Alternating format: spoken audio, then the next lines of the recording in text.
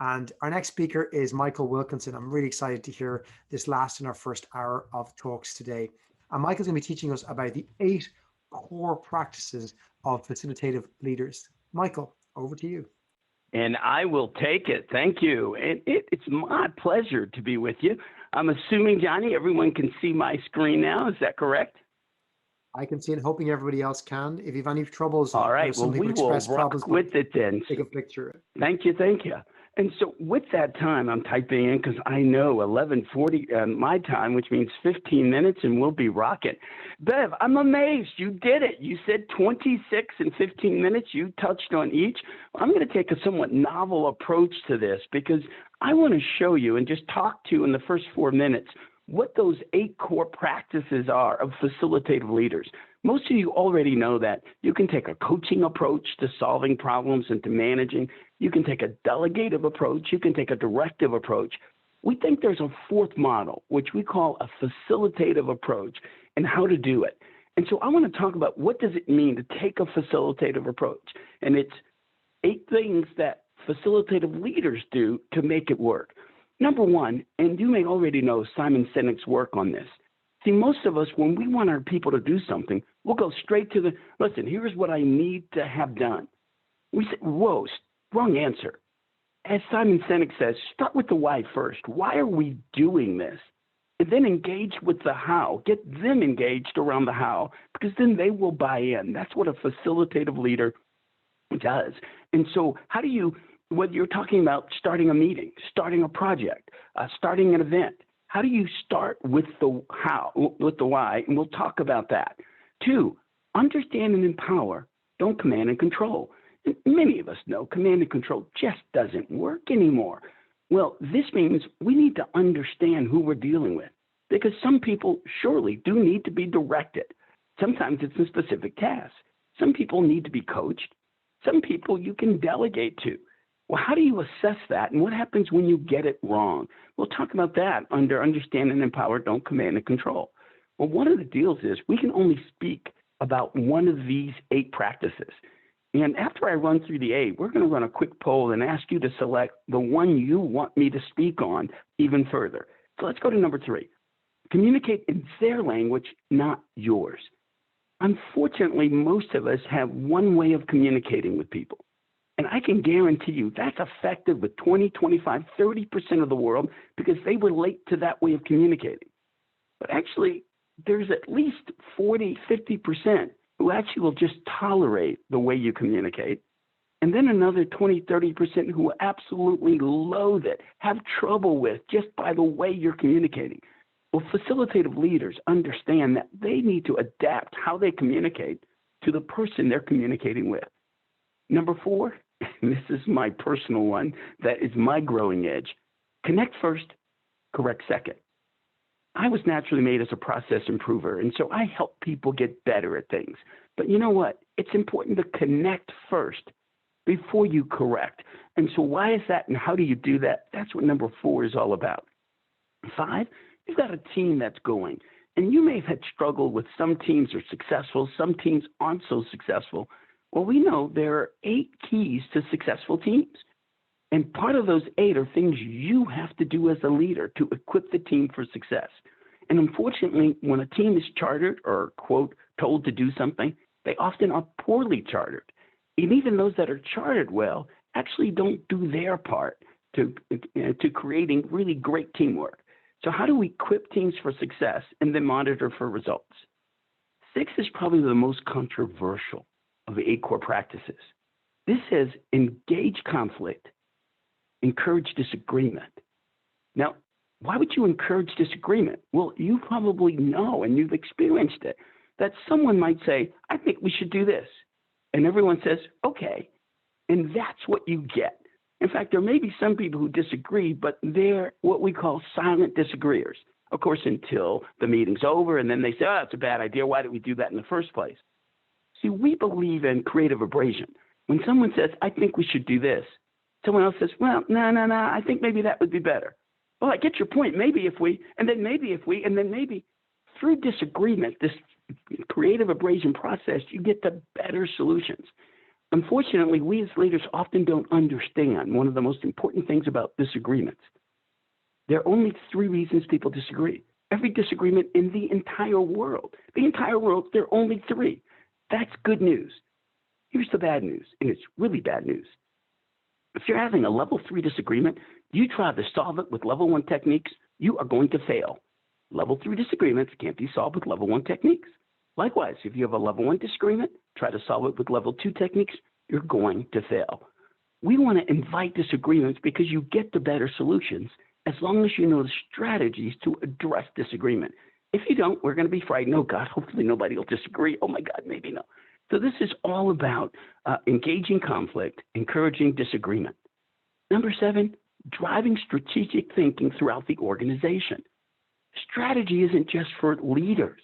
If you have everyone in your organization making tactical decisions, we're missing the big picture. So how do you give everyone a tool for thinking about a situation strategically? We call it the driver's model. And then 8, start, execute, and close every meeting masterfully. Most leaders spend anywhere from 30 to 70% of every day in meetings. Meetings are the currency of leadership. It's where you get stuff done if they're done well. Of course, meetings can be where you waste a lot of time. And now that we've gone virtual, wow, the impact and the value of meetings becomes even more so. So this is, how do you start, execute, and close every meeting masterfully? Well, those are the 8. What I'd love to do, if you would for me, I would love, go ahead and kick off that poll for me. Which of the 8 core practices would you most like to learn about? And we'll go deep on that particular one. So we'll keep the poll open for another 10 seconds, so we don't take too much time for it. So go ahead and put your vote in. 5, 4, 3, 2, and 1. Let's go ahead and close that poll. And Johnny, can we see the results of that? What did people say? Oh my, we have a, look at this tie. We have 26% on communicate in their language, not yours. 26% on engage conflict, encourage disagreement. Wow, check that out. You know, with that said, lots of people know about communications and there are lots of tools there. So I'm going to go ahead and jump over with engage conflict, encourage disagreement. Let me go ahead and do that. I won't try to split our time. So why don't we jump there with that said? And so let's go to engage conflict, encourage disagreement, and we'll pop right over to that and take a look. What's this all about? You heard me say there are 3 reasons people disagree. The first is what we call information. In fact, most disagreements are level 1 disagreements, i.e., each party hasn't heard or understood the other's alternative. If you ever listen to 2 people disagreeing, what you'll see is statement, statement, statement, each side making statements. They're in what we call advocacy mode. Each side is advocating. If you could figure out a nice way to get one of them to shut up and listen to the other, and they go into inquiry mode by asking questions, then the other asks questions. They move out of advocacy into inquiry. And level 1 disagreements always end the same way. One party or the other will say something similar to, "Oh, is that what you meant?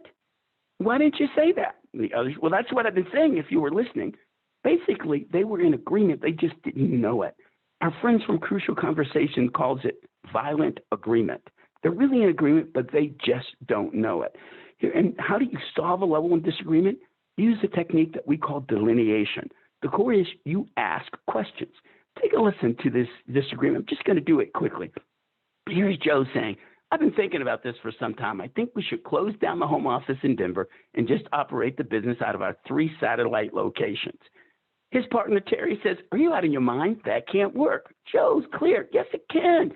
You said yourself there's a home office mentality that forgets there's a customer. Get rid of the home office. We can save a lot of money right now, and that problem goes away."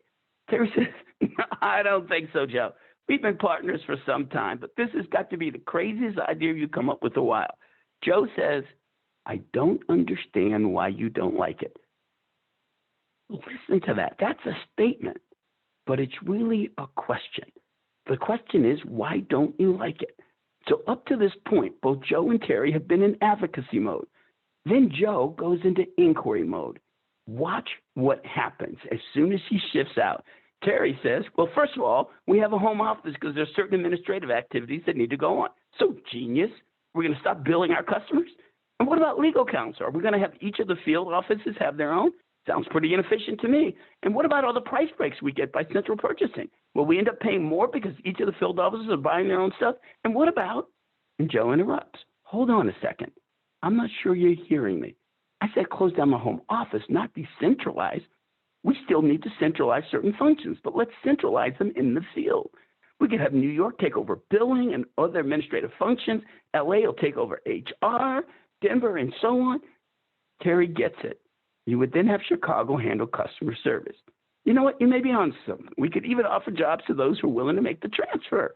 By doing all this, we drop the overhead of the fourth office, increase our customer focus at the same time. Listen to what he says next. I like it. But why didn't you say that in the first place?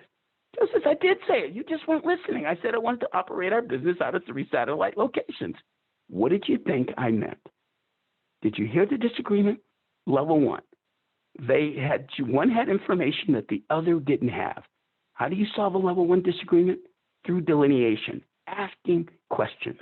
And we talk in our courses about what are the right questions to ask so that you get to the, oh, is that what you meant?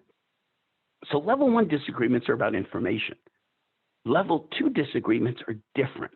Level 2 disagreements are because the people had different experiences or hold different values. See, they understand each other perfectly. They just have different values and value different things. How do you solve a level 2 disagreement? It's pretty interesting. You isolate the key values and then create solutions that combine those values. So you isolate what are the key value differences here, and then create alternatives that combine the values. Take a listen to this level 2 disagreement. This is between a wife and a husband. I've been thinking about our vacation for next year, and I got it. They're a 10-day tour of Italy. It'll take us to Florence, Tuscany, and so on. It's perfect. What do you think? Here's the husband. Sounds like a wonderful tour, sweetheart, but I've been really looking forward to going to the beach this year. By the way, this is a real disagreement. I know this couple. The wife says, and she used those words that she calls him when she wants something. Oh, come on, Snookums. Let's go to Italy. We haven't been there before. It'll be fun. The husband puts on his best Barry White imitation. Oh, sweetheart, darling baby, let's go to the beach. It'll be quiet. It'll be restful. I'll rub suntan lotion on your back.